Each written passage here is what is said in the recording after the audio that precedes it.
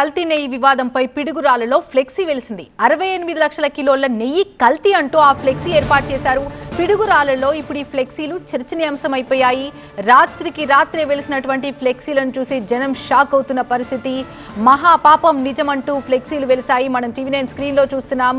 ఆ ఫ్లెక్సీని 68.17 లక్షల కిలోల కల్తీ జరిగింది నెయ్యిలో అంటూ అక్కడ ఫ్లెక్సీని ఏర్పాటు చేశారు. అది నెయ్యే కాదంటూ కూడా మరోవైపు రాసుకొచ్చారు. వైసీపీ పెద్దలు 250 కోట్లను తమ జేబుల్లో వేసుకున్నారంటూ ఫ్లెక్సీ ఏర్పాటు చేశారు. ఈ ఫ్లెక్సీలు ఎవరు ఏర్పాటు చేశారనేది ఇప్పుడు ఆసక్తికరంగా మారింది.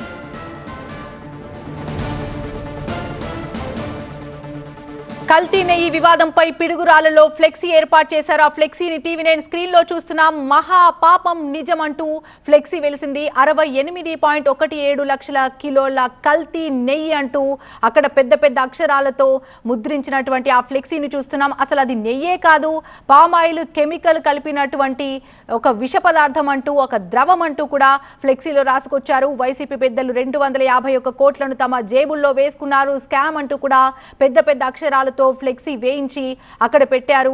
అయితే 68 లక్షల కిలోల కల్తీ అంటూ కూడా ఫ్లెక్సీ ఏర్పాటు చేయడంతో అసలు ఈ ఫ్లెక్సీ ఎవరు పెట్టారు, ఎప్పుడు పెట్టారు, ఎవరు పెట్టాల్సి వచ్చింది అనే విషయంపై దర్యాప్తు జరుగుతోంది. ఫ్లెక్సీలు ఎవరు ఏర్పాటు చేశారనే విషయంపై ఆసక్తికరంగా చర్చ జరుగుతోంది.